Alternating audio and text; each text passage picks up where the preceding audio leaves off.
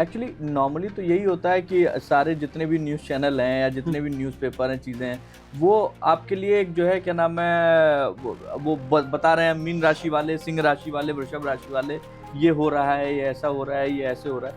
तो एक general prediction है और वो प्रेडिक्शन कितनी जो है आपको एग्जैक्टली कितना जो वो है लगना जनरल चाहिए वो। प्रिडिक्शन होते हैं। अब जितने सॉफ्टवेयर आ रहे हैं, जो लोग ऑनलाइन कुंडलियां बेच रहे हैं या सॉफ्टवेयर आ रहे हैं, आपको लोग नेट पे जाके सॉफ्टवेयर में डाल के कुंडली पढ़ लेते हैं, वो स्टुपिडिटी है, कुछ भी नहीं है, वो स्टैंडर्ड है। उसकी प्रेडिक्शन आप पढ़ो, वो आपकी लाइफ में एप्लीकेबल ही नहीं है। वो आपको मांगलिक नहीं हो तो भी मांगलिक बता रहा है।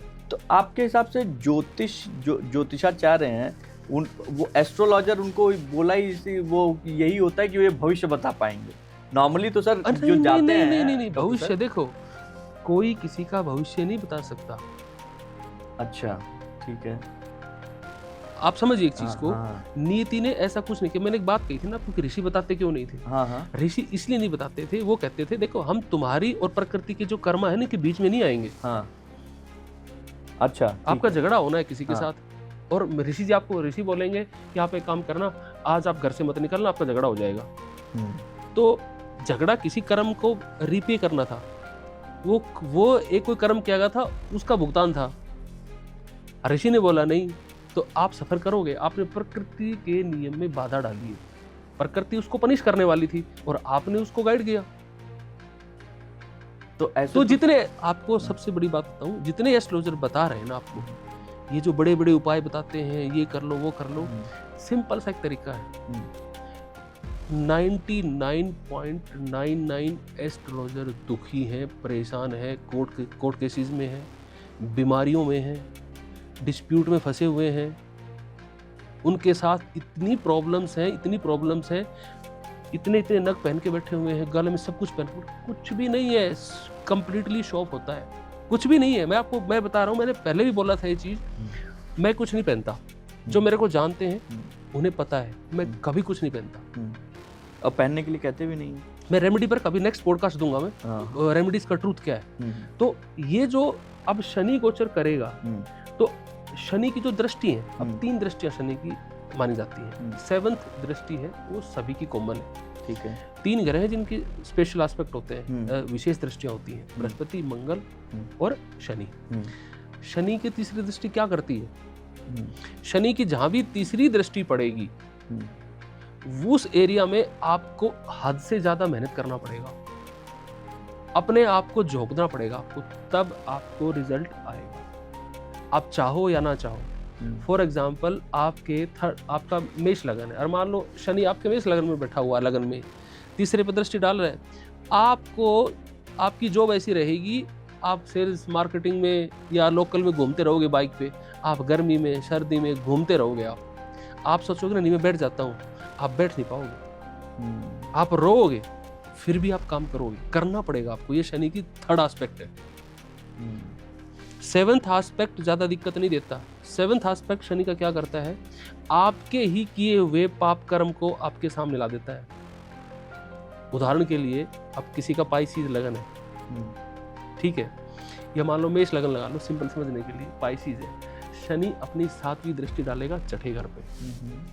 तो ये आदमी पता क्या करेगा, ये आदमी जॉब तो करेगा, लेकिन जॉब के अंदर ये शॉर्टकट मारेगा, ये कोई अनएथिकल चीज करेगा और ये चीज उसको रियलाइज हो जाएगी। फॉर एग्जाम्पल, उसने बोला, मैं बॉस को बोला कि मैं मीटिंग में जा रहा हूँ, और भाई साहब घर जाके सो गए, घर जाके सो गए। अब बॉस को पता चल जाएगा, पहले पता नहीं चला था, अब पता चल जाएगा। आपका किया हुआ ही पाप कर्म आपके सामने आ जाएगा, आपको रियलाइज हो जाएगा।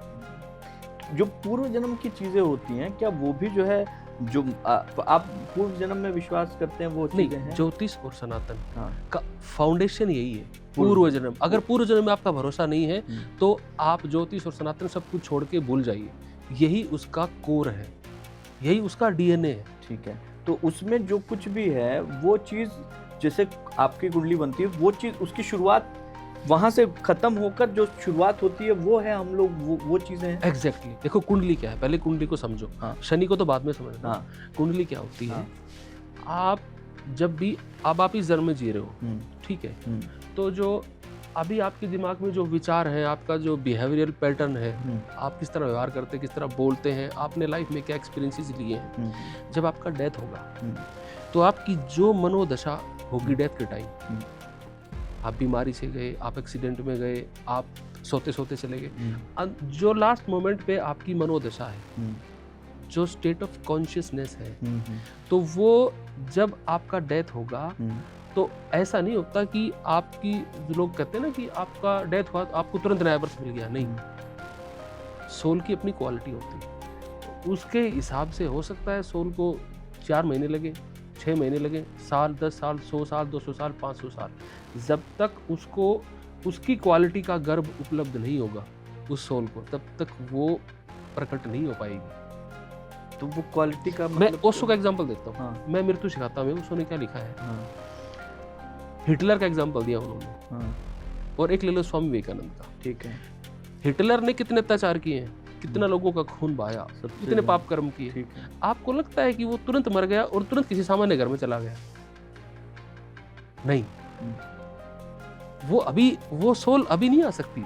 उसने इतने बुरे कर्म करे हैं, अभी तो उसको कई साल लगेंगे उसको। जिस दिन पृथ्वी पर इतना अत्याचार बढ़ेगा, खून खराबा होगा, यहाँ पे भाई भाई को मार रहा होगा, लूटपाट होगी, वो उस दिन आएगा वो पे करने के लिए। और इस दौरान वो सोल क्या जो है वो भटक रही है, सुख में नहीं, दुख देखो में? यूनिवर्स में कुछ भी, देखो ऋषि क्या कहते हैं, महर्षि रमन ने क्या कहा है, किसी ने पूछा कि मैं मर के क्या कहाँ जाऊंगा, हाँ ठीक है, या उनसे पूछा कि आप मरने के बाद कहाँ जाओगे, ठीक है, तो उन्होंने कहा कहीं नहीं, यहीं रहूंगा।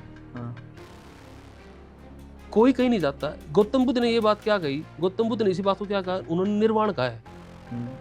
निर्वाण शब्द का प्रयोग, निर्वाण शब्द का मतलब क्या है, दिए का बुझ जाना। हाँ। यही बात गौतम बुद्ध से पूछी थी, गौतम बुद्ध ने भी यही कहा था, दिया भूसी कहाँ जाता है, बोला इस ब्रह्मांड में, अनंत ब्रह्मांड में मिल जाएगा वो।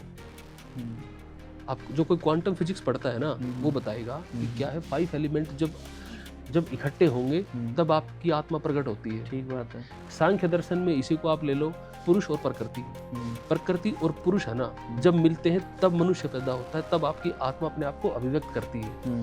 जब आपके अंदर प्रकृति की मात्रा बढ़ती जाती है, तब आप शरीर में कन्वर्ट होकर प्रकट हो जाते हो। जब आपके अंदर जो पुरुष है, पुरुष का मतलब जो चेतन तत्व है, चेतना है, आत्मन है, जब पुरुष की मात्रा बढ़ती है आपके अंदर, तब आप डिजोल्व हो जाते हैं यूनिवर्स में। तो जाता कहीं कोई नहीं है, और तब आपका कर्म पीछा नहीं छोड़ता। आपकी सोल अगर इमीडिएट जन्म ले रही है, पितर कौन है फिर किसको श्राद्ध कर रहे हो? वही पूछने का तो यही जो है क्या नाम है वो था कि अगर जैसे कुछ आत्माएं मान लीजिए 6 महीने बाद जन्म लेती हैं। हाँ। डॉक्टर साहब, अशोक साहब, ये जो 6 महीने बाद जन्म लेती हैं, उसके बावजूद हम लोग जो पितृदान करते हैं या पितृपक्ष आता है, वो तो चलता रहता है। ऐसा हम लगभग 3 पीढ़ियों तक करते हैं हम लोग। अच्छा। तो हम ऐसा अज्यूम करते हैं, हो सकता है कि भाई कुछ ज्ञात कर्म थे, कुछ अज्ञात कर्म थे, अच्छा। जिनकी वजह से हो सकता है सोल कहीं अटक गई हो, उसकी मुक्ति नहीं हुई हो, वो किसी दूसरी योनि में चली गई हो। मतलब जैसे भूत पिशाच हो गए जो भटक रही है, अभी अधूरी इच्छाओं के साथ सोल अभी तृप्त नहीं हुई है, भटक रही है, और वो कोई मार्ग खोज रही है, तो हम उसे श्राद्ध करते हैं ताकि उसका रास्ता मिल जाए, उसे मुक्ति मिल जाए। अगर वो जन्म तुरंत ही जन्म मिलता है तो फिर तो एक कंसेप्ट खत्म हो जाएगा पितर वाला। हाँ ठीक बात है। तो इसलिए हम लोग ये करते हैं ताकि सोल को गाइड मिले। कोई तरीका ये भी है पता करने का कि हमारे सोल जितने भी हैं उनको जो है मुक्ति मिल गई है या वो? हाँ देखो, हम ज्योतिष में कुंडली में देखते हैं पितृदोष। हाँ। पितृदोष देखने का ना, अब तो क्या है, ज्योतिषों के पास ना क्या हो रखा है, 4-5 चीजें उन्होंने पकड़ रखी है, ठीक है, वो उनको चार्ट में दिख जाए, उसके बाद सारा ठीकरा वहां फोड़ा जाएगा, बाकी प्रिडिक्शन नहीं कर पाएंगे वो। उन्हें एक दिख गया मांगलिक दोष, तो आप कुछ भी पूछोगे ना तो बोलेंगे, आपने बोला नौकरी में दिक्कत, बोला मांगलिक दोष है ना, शादी नहीं हो रही, मांगलिक दोष है ना, बच्चे नहीं हो रहे, मांगलिक दोष है, पैसे नहीं आ रहे, मांगलिक दोष है, ऐसे ही कालसर्प दोष है। वो हर चीज को फिर उससे जोड़ देंगे। फिर आपको एग्जांपल देंगे, कालसर्प सचिन के में भी था। सचिन देखो, फिर बोलेंगे सबका अच्छा नहीं होता, सबको बुरा भी नहीं होता, सचिन को देखो, लेकिन वो ये नहीं बताएगा कि सचिन वाले कालसर्प योग में इस कालसर्प में क्या फर्क था। कुंडली 5 दे देगा, फर्क नहीं बता पा रहा। आप समझो, कालसर्प दोष रहता है ऐसे, उसे ये नहीं पता कि ये अमृत योग है, ये सर्प दोष है, ये कालसर्प दोष है। कालसर्प दोष कहीं क्लास 6 में नहीं है, अच्छा कभी देंगे पॉडकास्ट पे, पूरा पॉडकास्ट देंगे अच्छा विद रेफरेंस देंगे क्लासिकल का, कोई नहीं है। और ना ही मांगलिक दोष है, मांगलिक दोष शब्द तक नहीं है कहीं पर भी किसी भी क्लासिक्स में। और ये मेरा वीडियो देख रहे हैं, कोई भी ज्योतिष अपने आप को बड़ा मानता है, कमेंट बॉक्स में श्लोक डाल दे, चैलेंज करता हूँ, एक नहीं डालेगा श्लोक। और डालेगा तो किसके डालेगा, जो 17वीं 18वीं शताब्दी के बाद के जो आचार्य हैं उन्होंने डालना शुरू किया है, काल सर्पदोष और मांगलिक दोष। खास करके आप देखोगे 19वीं शताब्दी में ये चीज़ें शुरू हुई हैं। उससे पहले कि किसी भी क्लासिकल ग्रंथ में, चाहे फलदीपिका ले लो, पराशर जी का ले लो, बीपीएचएस ले लो, भरत संहिता ले लो, भरत जातक ले लो आचार्य वरामीर की, आप चाहे व्रत यवन जातक ले लो, उत्तर कालामृत, पूर्व कालामृत, जो आपको लगता है, या सारावली ले लो, जो किताब है ला के दिखाते कोई कहीं नहीं है। और शनि की आपको रेमेडी दी जा रही है, शनि की रेमेडी बताई जा रही है कि आपको हनुमान जी की पूजा करिए, आप हनुमान जी की पूजा करिए या शनि को तेल चढ़ाइए। जब तक आप शनि को नहीं समझ रहे हो ना, आप समझ नहीं पा रहे हो। आपको रेमेडी दी जाती है, बोलेंगे किसी ग्रह को ठीक करना बहुत आसान है, ज्योतिष बता रहे हैं, बोले कैसे ठीक है, तो बोलेंगे आप अपने भाई बहन है वो नहीं हो रहे सही, उनकी तरफ दिक्कत है, मंगल से हो जाए, उनकी सेवा करना शुरू कर दो, पिताजी की सेवा करो, सूर्य सही, मदर की सेवा करो, चंद्रमा सही। कहानी उल्टी है, मदर के साथ संबंध आपके इस जन्म में अच्छे नहीं होने हैं, तभी चंद्रमा खराब मिला है, वो तो सिंबॉलिक है। अच्छा, तो उसको ठीक कैसे किया जाए? आप ये सोच रहे हो ना कि चंद्रमा का जल है या मदर की आपने सेवा कर दी तो आपका चंद्रमा ठीक हो जाएगा। ना ना ना ना, ऐसा नहीं होना है। चंद्रमा आपको खराब इसलिए मिला है, आपके मदर के साथ संबंध, आपके पास कार्मिक कुछ आपका अकाउंट पेंडिंग है, एंट्री पेंडिंग पड़ी है, वो क्लियर करनी है। आप क्या सोच रहे हो, सूर्य को एक जल लोटा दे के आप सूर्य को सही कर लोगे?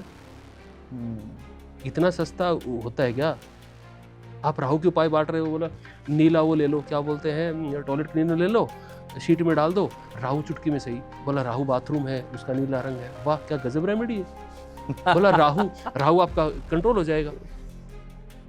लोग लिखो ना फीडबैक, आप अपने कमेंट बॉक्स में आप दो, जिन लोगों ने टॉयलेट में जो क्लीनर डाला है अपने वो दे। राहु ऐसे ठीक होता है क्या? वही ज्योतिषी जो आपको कह रहा है राहु को ठीक कर रहा है, खुद ही कह रहा है राहु छाया ग्रह है, राहु तो है ही नहीं, और वो आपको उपाय भी दे रहा है।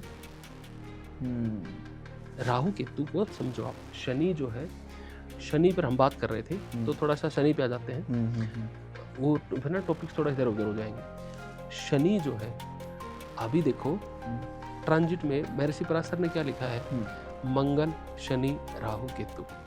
जब अपने गोचर में चंद्रमा से देखा जाता है गोचर, मैंने अभी फलदीपिका का एग्जांपल दिया था, चंद्रमा से ही देखा जाता है गोचर।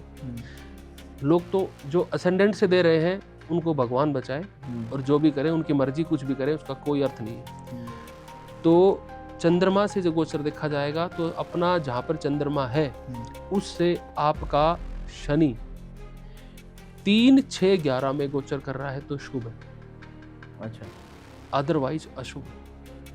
अच्छा, बिल्कुल क्लियर कट है, बिल्कुल सिंपल सा फंडा है। ये तो है आपकी लगन कुंडली देख के आप समझ सकते हो ये जो लेकिन एक फैक्ट ये भी है कि ऋषियों ने जो लिखा है ना, वो ऐसा नहीं कि आप कोई भी उनकी एक लाइन पकड़ के बैठ जाओ फिर उसके बेस पे जज कर लो। उन्होंने 10 चीजें बताई हैं, तो उन 10 पैरामीटर्स को अप्लाई करो, उसके बाद कंक्लूजन पे जाना है। आपको D9 भी देखना है, अब आपको प्रोफेशन देखना है कि प्रोफेशन में सैटर्न आपके क्या करेगा। ठीक है, तो आप 29 मार्च की कुंडली बनाओ, आपके जब दिमाग में प्रश्न आए उसी टाइम उस डेट की कुंडली बनाओ आप। ठीक है, और फिर आप D10 चार्ट में जाओ, आपका कैरियर आपको पता चल जाएगा क्लियर, कैरियर का डायरेक्शन क्या रहने वाला है। बहुत अच्छी बात बताई आपने।